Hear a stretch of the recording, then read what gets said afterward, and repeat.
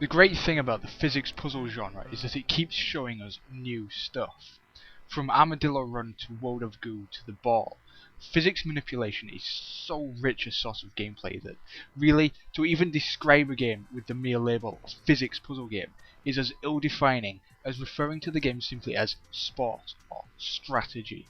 There's so much for this genre to show us, and wonderful new ideas are still appearing regularly. Doc Clock, one of the more recent entrants in the genre, doesn't show us anything new quite as much as reorganise old ideas in interesting new ways.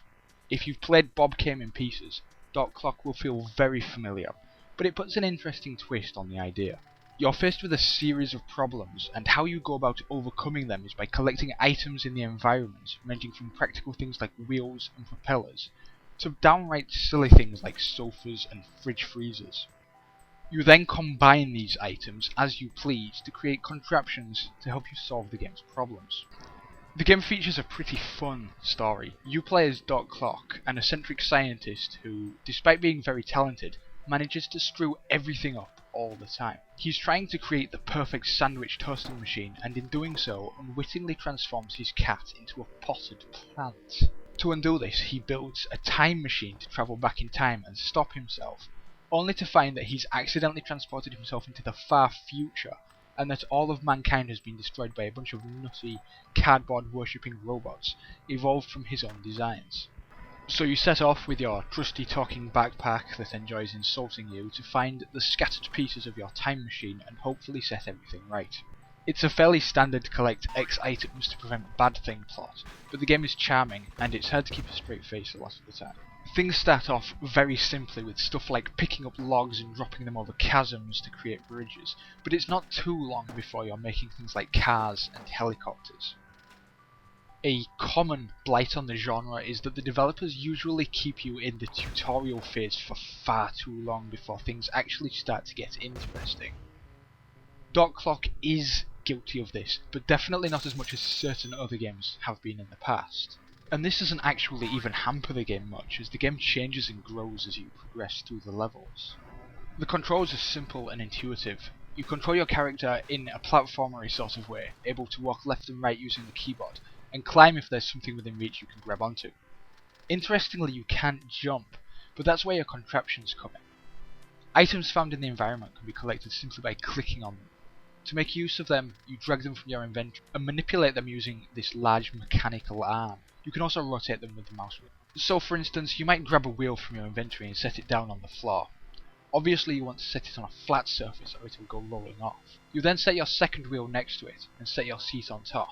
When you put items near each other, a bold outline represents that they've stuck together. So, you've just made a car. Now you could get in and drive around.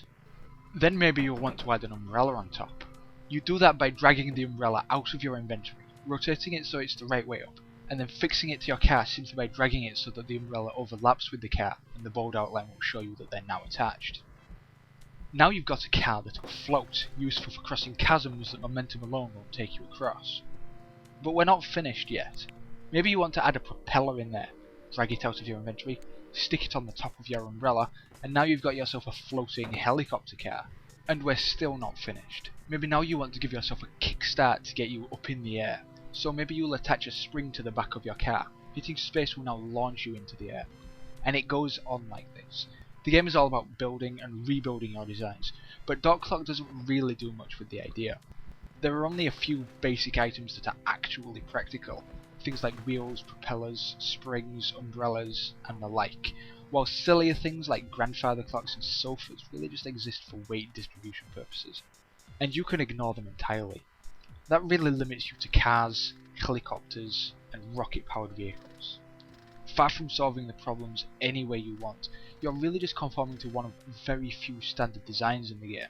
There is a little room for creativity. The trailer for instance shows that you can make a spring-powered catapult to take enemies down, but far from rewarding this exploration of the gameplay, the fact that you can just fly into enemies to kill them, which is much quicker and easier, means that the game is actively punishing you for trying to be creative. I've said it before, gamers are very efficient creatures, and a choice that isn't balanced is no choice at all.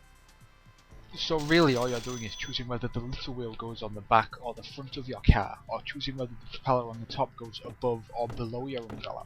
But with so few practical items in the game, there's clearly a right way to do things. The game doesn't even try to mask this, with a bunch of items left for you at the start of many levels. The game's telling you, this is going to be a helicopter level, or a car level, or whatever. This in itself is bad, but the puzzles, which I've been deliberate in referring to as problems rather than puzzles, all fall into the get from A to B category, or the flick the switch category. If the game had real puzzles with an intellectual undercurrent, the former complaint may not be as much of an issue. The two combined results in some fairly bland and gross gameplay. Another problem is that there's no way to save designs, and if an enemy gets you or you hit some spikes, or you just tumble upside down, you're probably going to have to completely rebuild your design from scratch, which may consist of 6 or 7 items. This isn't a big problem most of the time, but get to a tricky spot where you have to rebuild half a dozen times, and you might just be ready to rage quit. To alleviate this somewhat is your ability to rewind time, but it's not the kind of standard rewind button we're used to. Hitting the time button brings up a load of buttons representing different periods of time in the level, and you can flick between them. This can make it tricky or even impossible to find the specific time spot you want to rewind to, but it generally works fine. It also makes it impossible to die, as you can flick back in time even after dying, and this definitely helps rather than hurts the game. A quick word on the lifespan. There are around 15 levels, and they ought to take you about 3 hours for a typical one server, which is a good length for the price. There are a bunch of collectibles and achievements in the game, and while I roll my eyes at that sort of stuff, it'll add probably around 2 hours onto the lifespan if you're into that sort of thing. Something I feel I really must point out is that the game moves at a fairly slow pace. If you've seen the trailer online, I can assure you that the footage in that video is sped up. Dot Clock really plods along quite slowly. Visually the game is very pleasant. It has a very nice hand-drawn, cartoony style and everything animates very smoothly. There's also a good range of environments, so visually it definitely won't get boring. The sound effects really pop out too, being loud and recognisable, while the music is fairly typical for this sort of game, mostly blending into the background and going unnoticed. If it seems like I've really dumped on the game, it's only because Dot Clock is filled with loads of really good ideas that are not used very well. If you've got an urge to build contraptions, it's worth checking out. Just be aware that no matter how it's dressed up, your designs will always fall into one of only a very few stock categories: car, helicopter, or whatever. It's a mostly enjoyable and charming game, but there's a lot of glaringly obvious, unrealised potential on display.